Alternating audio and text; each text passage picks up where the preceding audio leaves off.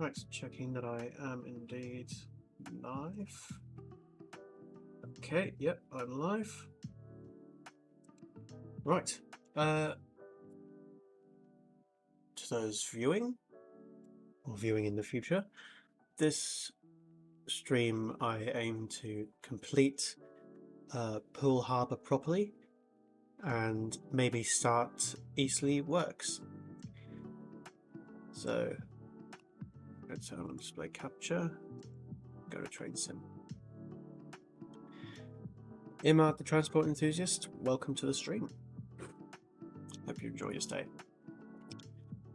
So it turns out at Westbury I misplaced a couple things.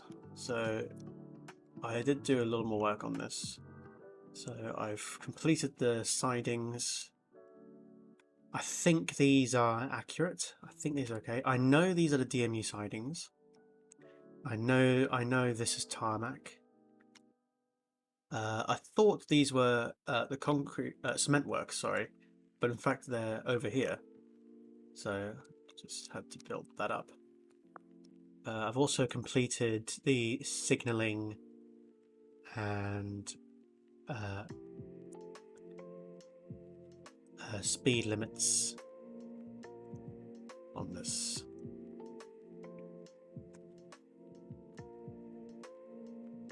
On a scale percentage of completion, what would you rate it?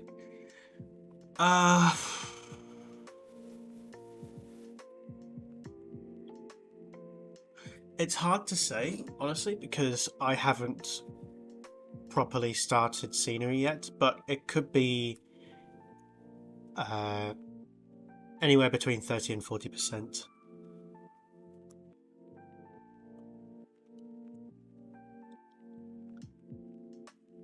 Yeah, it's gonna take a while. This, I'm sorry. I'm sort of half regretting announcing it so early, but it is what it is. It's happened. I can't really change it.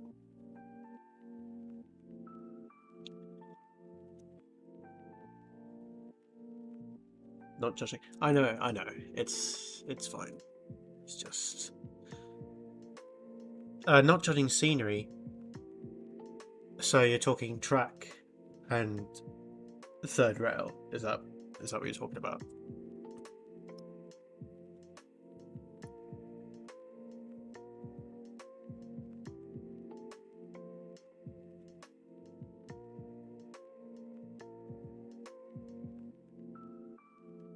I'm actually get onto the main routes.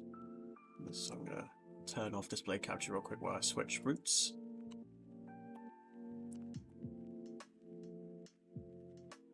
So not judging scenery, is that what you're talking about?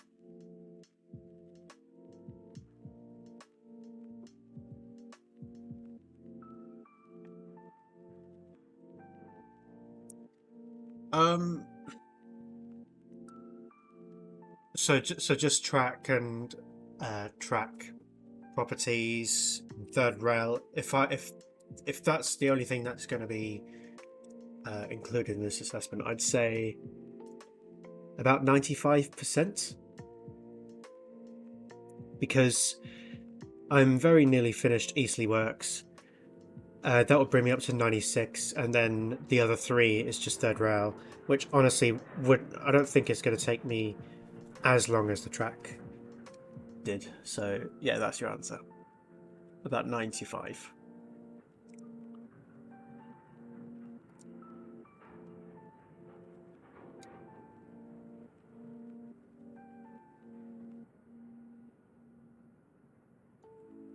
What about the suburban lines? At the moment it's 0. I haven't done any work on the suburban lines yet.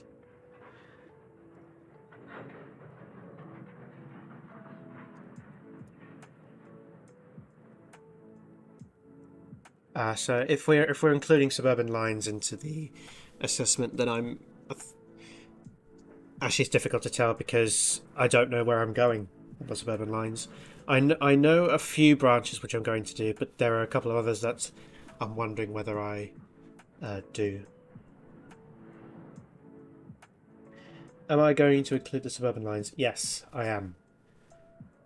But I'm struggling to work out exactly where to go. Which is why I've put to discuss suburban lines on the checklist, because that's something I need to do.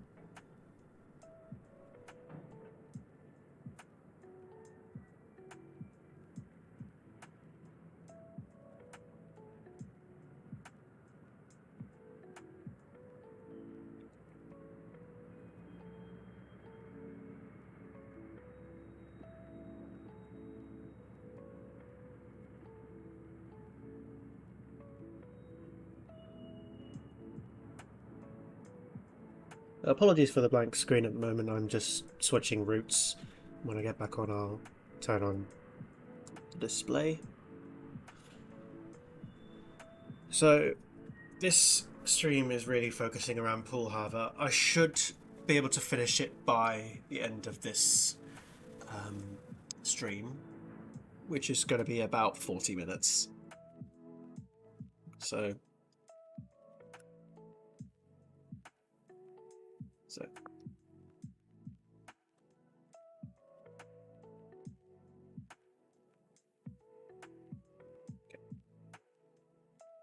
do you have an expectation date of completion by track?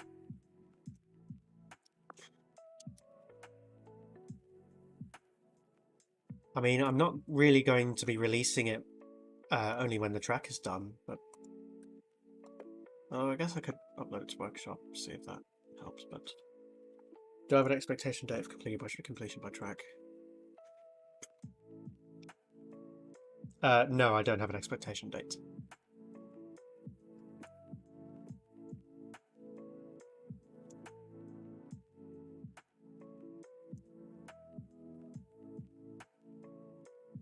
Right, so this track was done using this was done on my first attempt, so you see the ground's a bit weird and it's a lot higher than it really should be, so we're going to redo all this.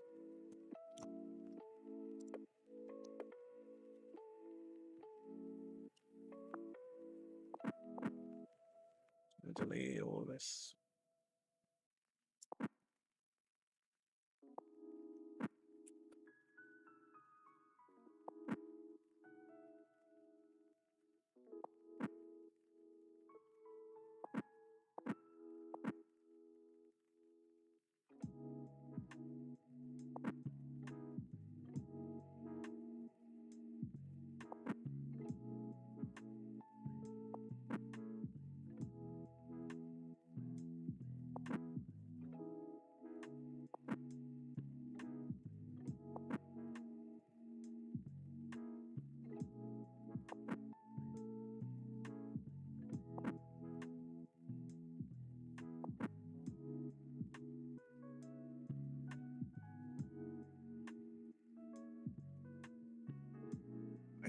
Right, we're going to level out this area now.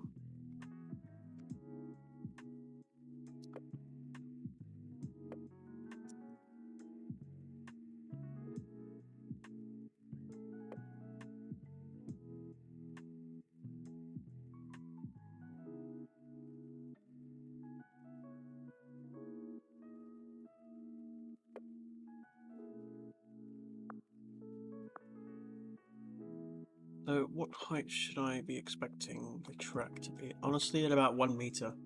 So yeah, 1.4 actually will do.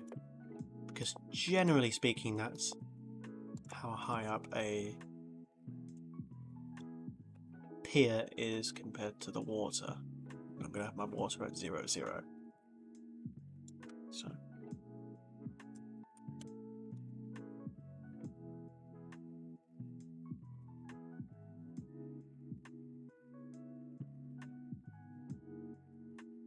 So for those watching who don't know, the Poole Harbour line is branching off of the station here at Hamworthy, which, well, obviously I haven't.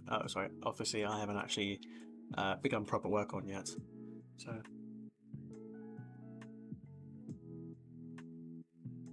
If you could add something to Train Simulator Classic, what would it be? I do agree with you with multiplayer. Multiplayer would be a very interesting feature to add because you'd be able to see exactly how see how each person drives, and how careful or careless each person is. But on the other hand, it would be difficult to come up with a quicker route builder because this has taken a while. And to be fair, though, you do have to put in every asset individually at some point anyway, so it's fine.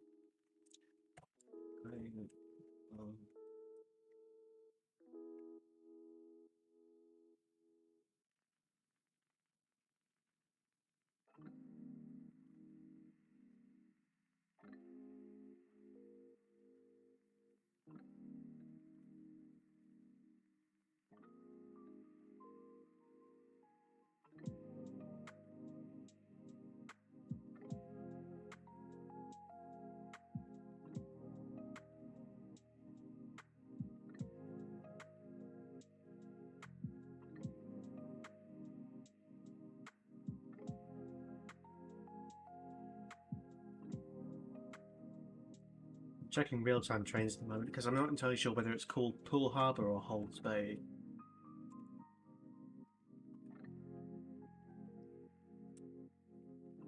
Or is it called Poole Ferry Terminal? Do you know, it might be actually.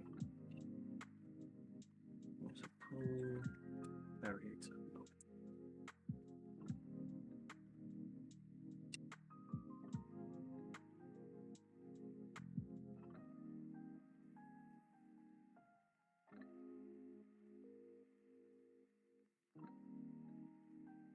Yeah, it's Poole Ferry Terminal. Okay, that's what it's called. That's what it's called. Do you like Armstrong Powerhouse and do you have any stuff from them? Well, this track is Armstrong Powerhouse track enhancement, but it's also got a reskin from Alan Thompson's sim. So yeah, that's pretty cool, I'd say. Armstrong Powerhouse sort of bring the they bring the A game to Train Sim, I think, and they provide a very real experience. Although I must say they are quite expensive, especially as of right now.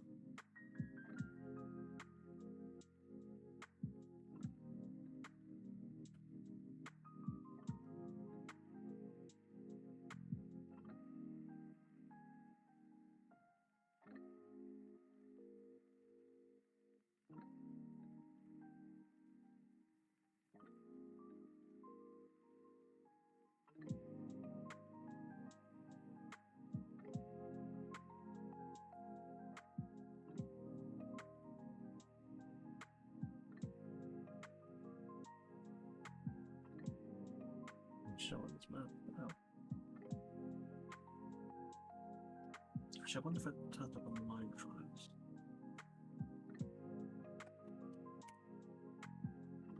Nope.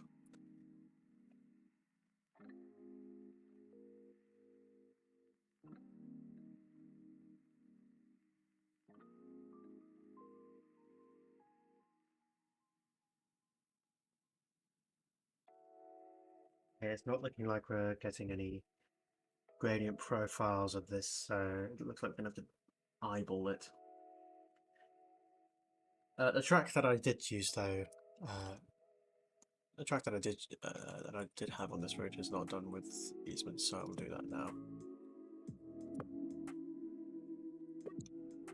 What track are we using actually? Southampton Bournemouth. Glad I checked that.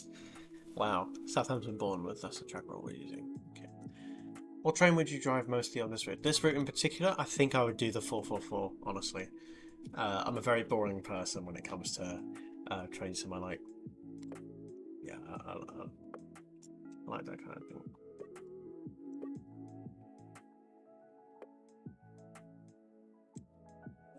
Yeah, so 4 for 4 on this route would be my answer. What about you?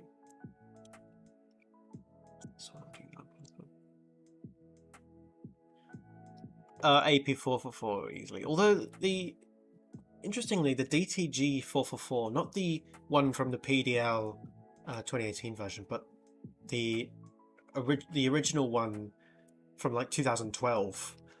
You know, that's got to be a classic because, well, the model design is terrible, but the sounds aren't too bad. They've got a very kind of uniqueness to them.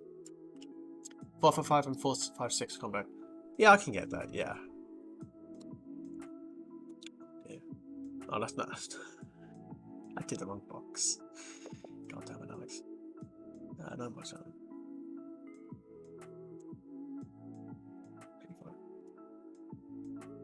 So 4-5-5 and 4-5-6 combo. Fair enough. I mean, especially as the 4-5-6 is out of service and the 4-5-5. 12 card 4-5-5, something that has never happened in the in the history of the world, would be driven on this line. I'd actually like to see that, honestly. That would be kind of cool.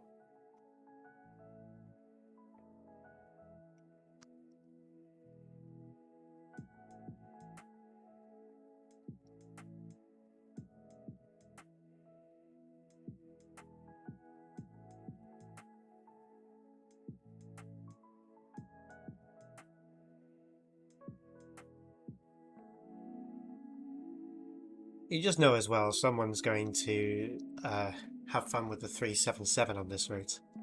Someone's going to do it, the 3-7-7. Someone's going to do it.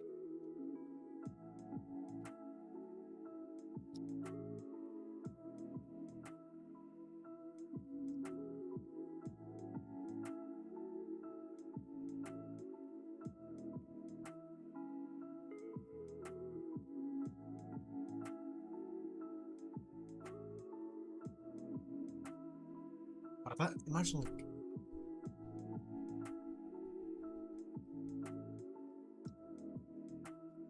Yeah, well, I mean, I'm doing this on a laptop at the moment, actually. I don't have a PC or a motherboard. I just have a laptop. And I know I'm about to spark a debate, but a laptop does the job. Well, at least it is doing at the moment.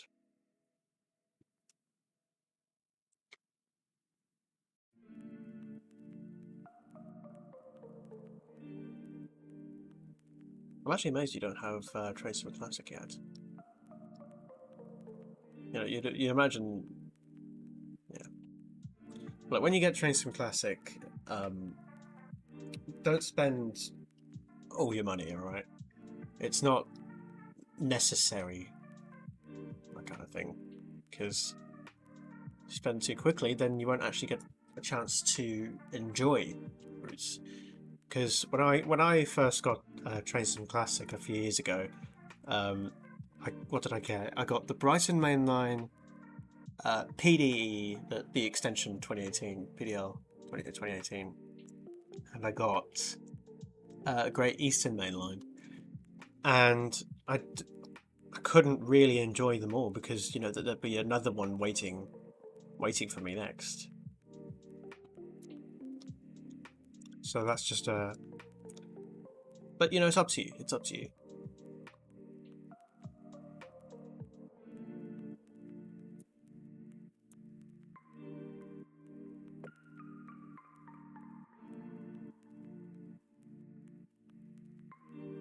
That's kind of what we're dealing with at the moment. Let's actually increase it to 40.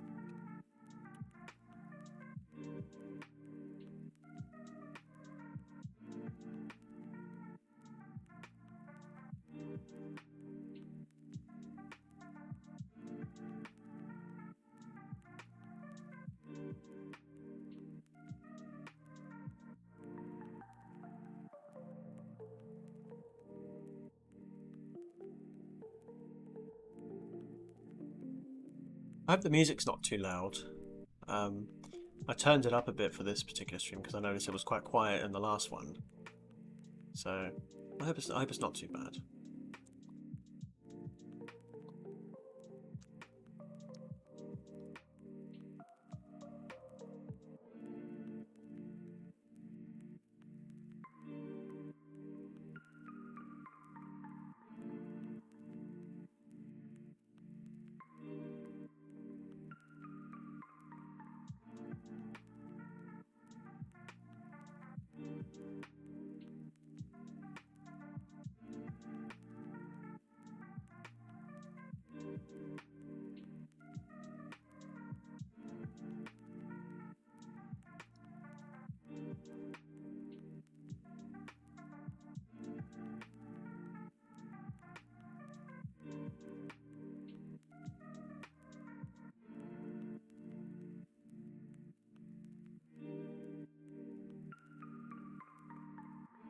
So yeah, how are we all doing today? Hope we're all okay.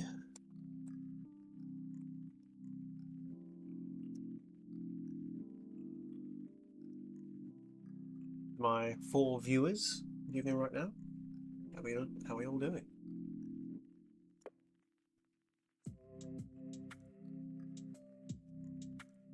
It's not done with these ones.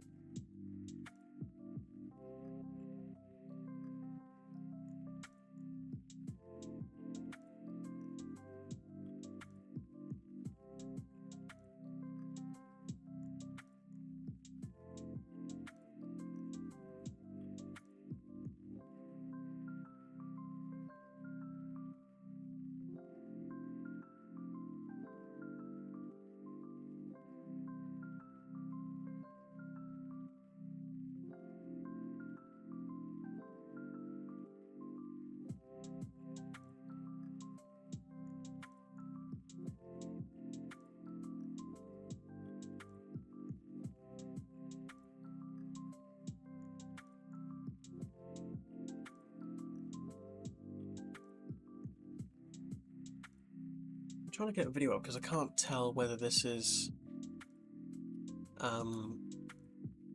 super elevated or not. Actually, 15 miles an hour I wouldn't expect it to be. So actually, we'll just leave it. We'll just leave it.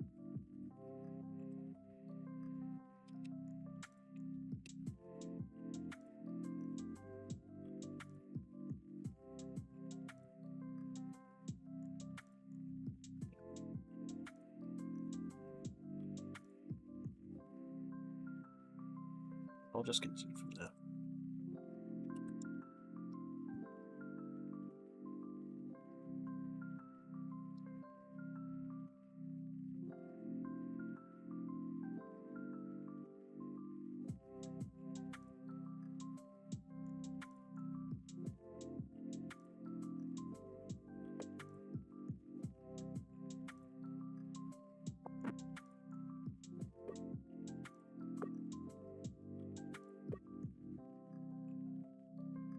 Actually, that's not going to cut it.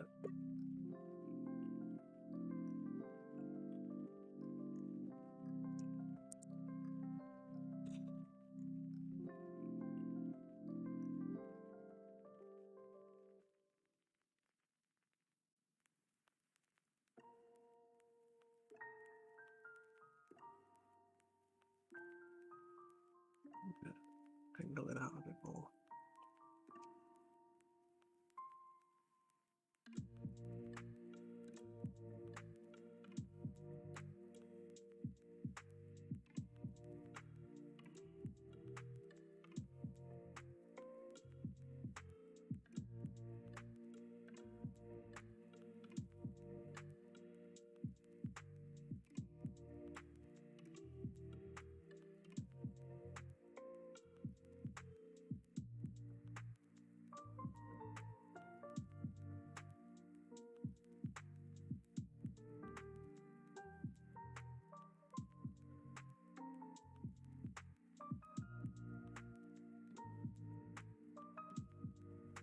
main line here.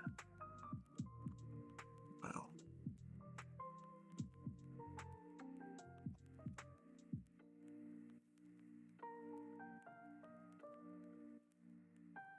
That's about right.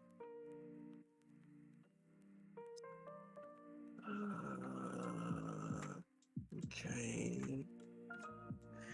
That's gonna have to do.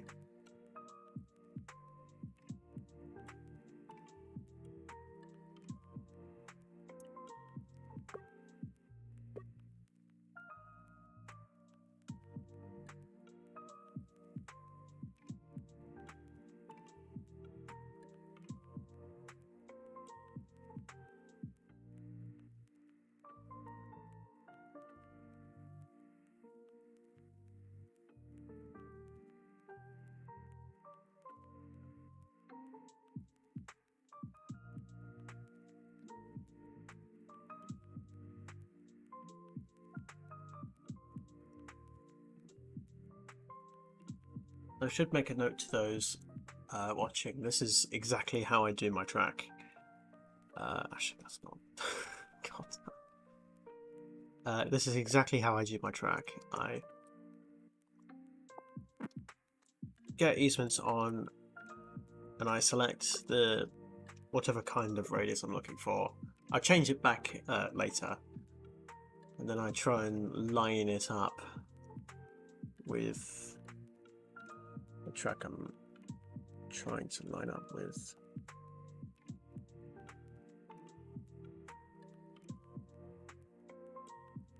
It's okay if it doesn't initially match up in the middle, as long as it sort of gets there. Actually, that's not gonna... So it's straight for a moment, and then it's straight back into it. Actually, no, that's not. That's not.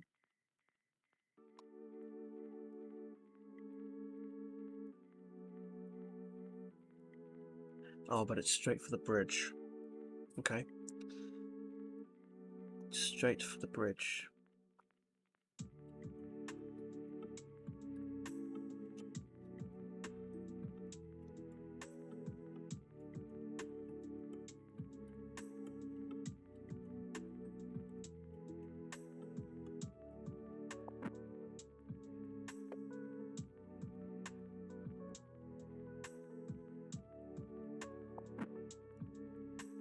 Generally, I wouldn't recommend having these many segments per se, because when you try to offset them on a double track or more, in fact, the more tracks you have, the more likely it is you'll encounter this issue. Particularly on the end or in during curves, sometimes the track just doesn't connect, and you end up with a very odd-looking track. So yeah, personally, I wouldn't recommend doing this, but given that it's single track, it's fine. So, what's it looking like? Yeah, already that looks a lot better. I know there's not that much of a difference, but you can just sort of tell from out here where the curves aren't sudden; they're more smoothed out. So.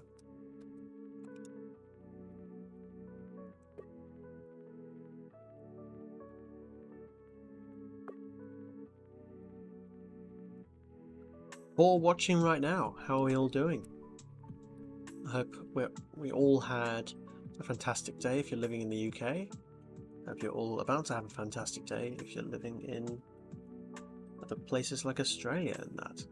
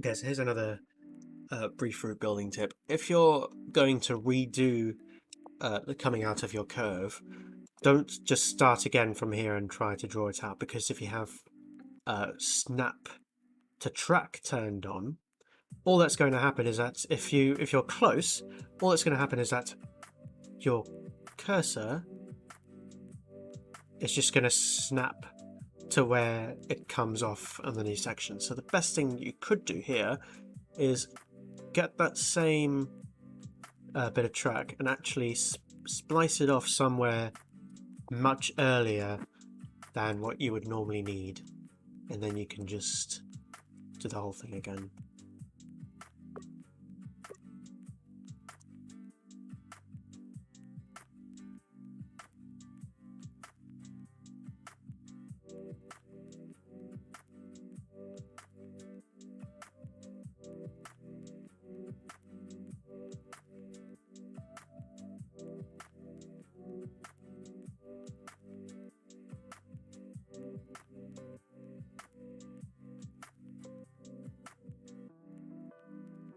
Yeah, that track's weird. It sort of bends outwards and then comes back on itself again. Yeah, that's weird. Okay.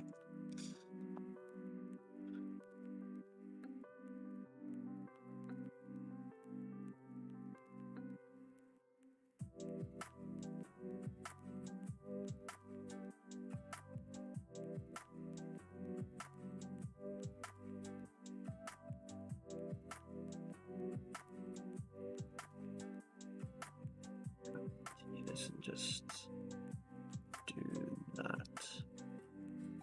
Oh, you're a little.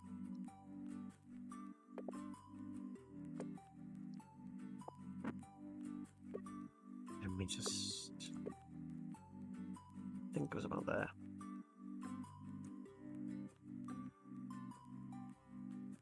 Yeah, there you go. Also, the bottom row of information is actually one of the most important parts of route building, particularly if you're doing a real life route. So right now, I'm coming out of the curve, and although I can see the yellow lines, the radius of the curvature states that it's not perfectly come out yet. So I'm just going to, it's 800,000 roughly, which is, it can be enough, but for argument's sake, it's better to just get in the habit of having it as infinite INF.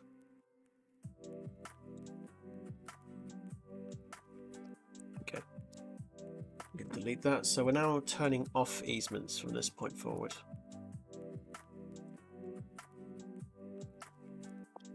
We can get splicing the track back up again.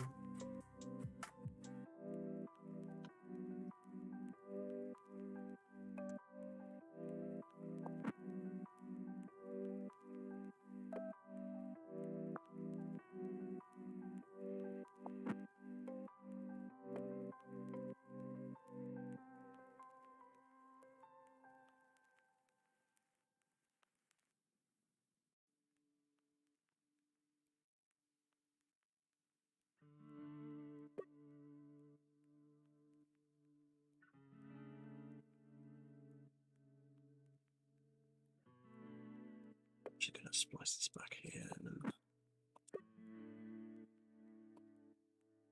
There you go. Actually, I'm gonna spin it off a bit like that.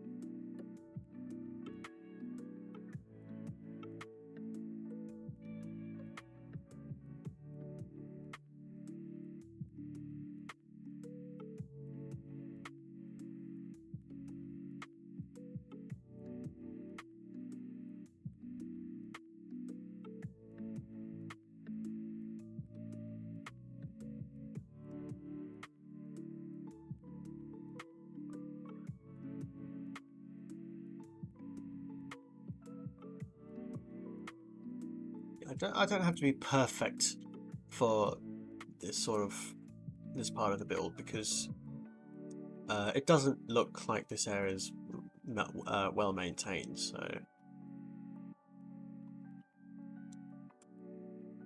just as long as it doesn't look too messy to the point that it's just unpleasant to look at, then we should be fine.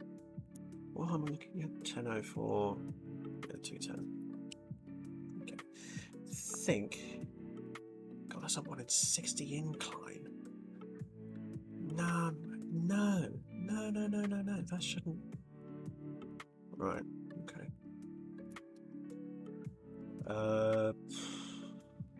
Actually, we'll redo this. This little bit of area here.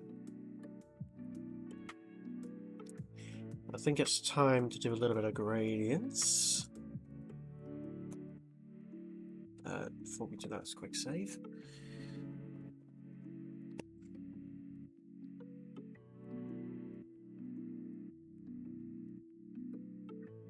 We've got about 15 minutes before I have to end the stream.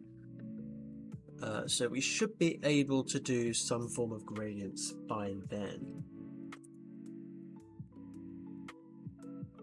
I'm just getting the map out. Because up here, roughly, we come across a bridge. There, this little intersection. Let me try and find that real quick.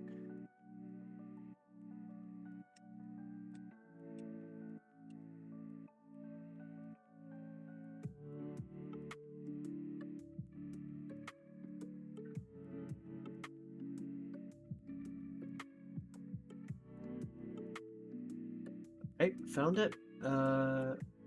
It's a bridge, and it looks like the road is pretty much level. Although oh, okay. Okay, so I'm on Google Maps right now. If you want to follow, just I guess look up Lake Road in Poole Harbour. So the road is level. I'm looking at it up to about. What direction am I looking at it from? There. Here. So the road is pretty much level coming up, and then it dips. And it dips by a few meters. In fact, the bridge is a low bridge as well.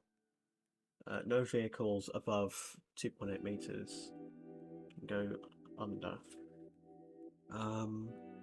So how high is the track above ground? If we're assuming this is ground, then the track is about 3 meters. About 3 meters above the ground at this point. So if we do this, let's review it back to slide 1. So this is. Oops. Didn't realise we're on a section like that. So here. Yeah, so this is a low bridge. So we're looking at. Yeah, oh dear. I have to pull out the calculator for this one. So what height is it here? 5.4. If it's about 3 meters above that, so about 8.4. That's what we're looking at.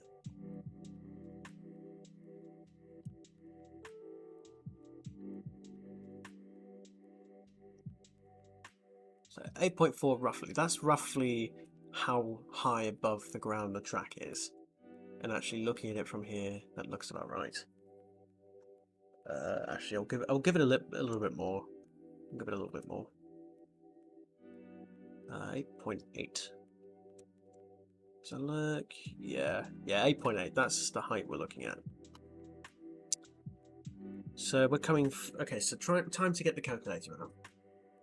So we are going from 10.04 to, what was it? 8. What was the agreed one? 8.80. 8.80. Okay, so that's a difference of 1.24 meters, I think.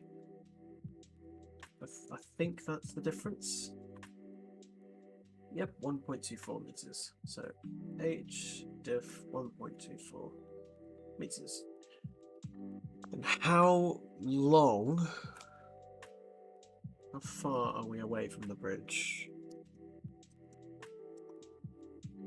So if we say the gradient change starts about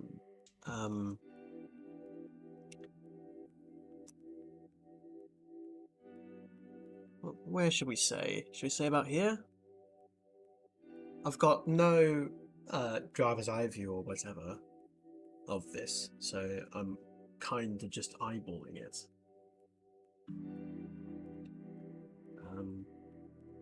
Can I get on this side road so I can see the track? At this corner? But you can't see the track at all. No. So it's already low by then.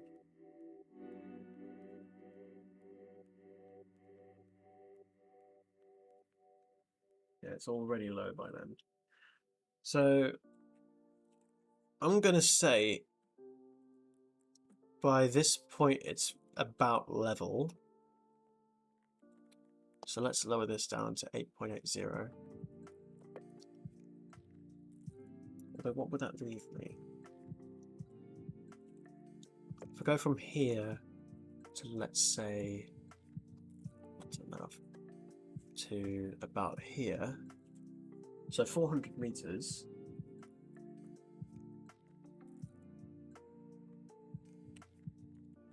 Divided by 1.24. Okay, so it's about 1 in 320. Yeah, I can get behind that.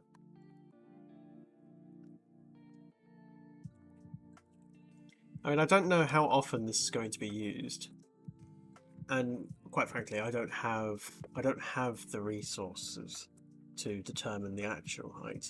And I know I'm going against my motto of everything almost perfect track-wise, but given that I have no data to work with here, I can't really do this.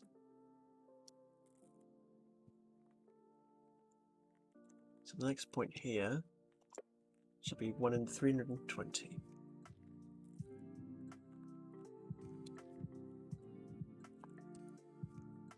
So I'm going to get this as far down as we can until we reach 1 in 320. Easy, easy.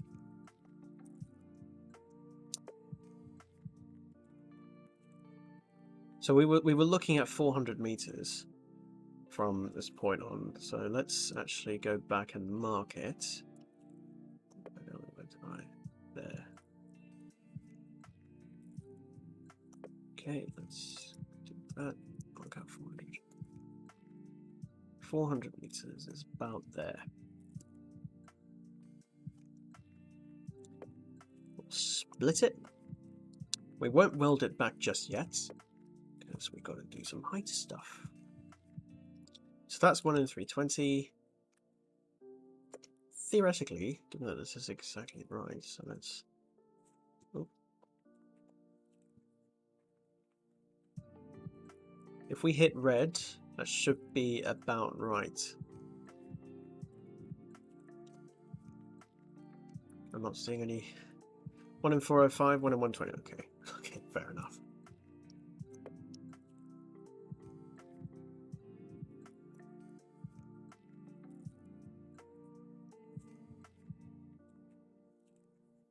Ooh.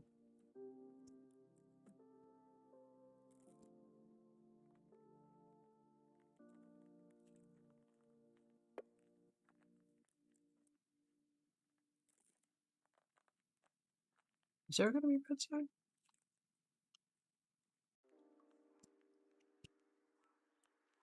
273, 424. So if we raise this a bit, 299. Oh, okay, that's flat. Wow.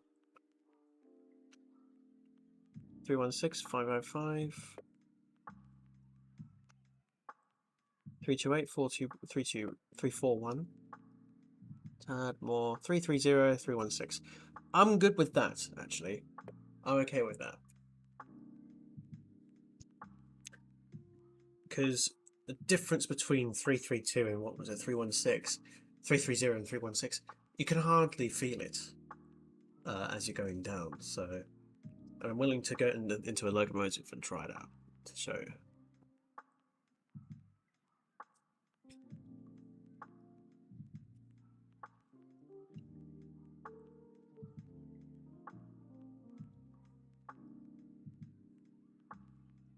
Right, so let's get back to this. That's split. I want weld.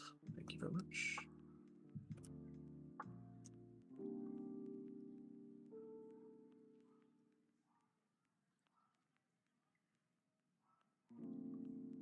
So we're looking at 880. We're looking at.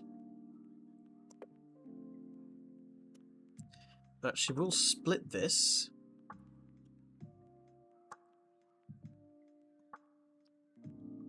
And this.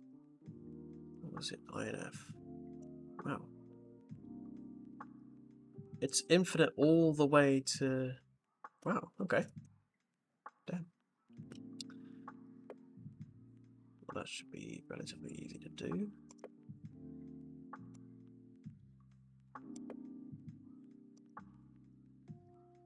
Okay, this is. Don't know why it's not. There you go.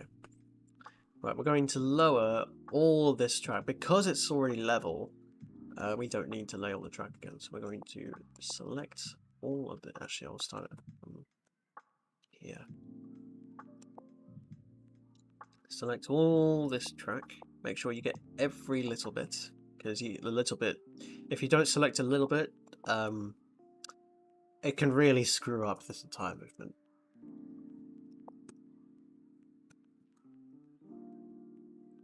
Move it down to 880.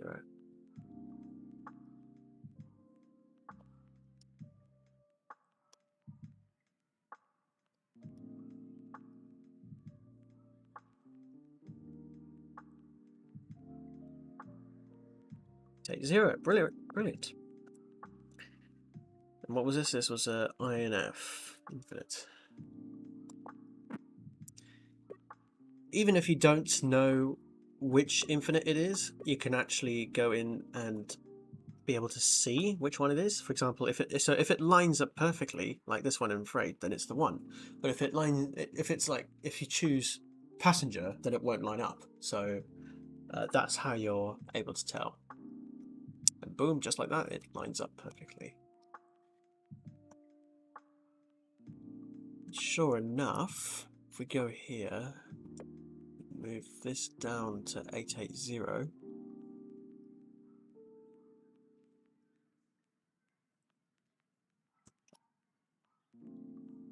can see that these are lined up almost perfectly. We weld it together and yeah, there you go. 1 in 161,756. That's a pretty specific gradient. But yeah. So if we go over here to where the gradient change is, let's actually flatten the landscape here. Let's actually be able to see what we're doing. So where is it? It's about there. Okay. If we go here, now a sudden change from 320 to flat, you will notice. You will notice. It's just something that you do. So if you go to select and you select the bit of track that you want, and then you click this smooth gradient, just like that, it smooths the gradient out.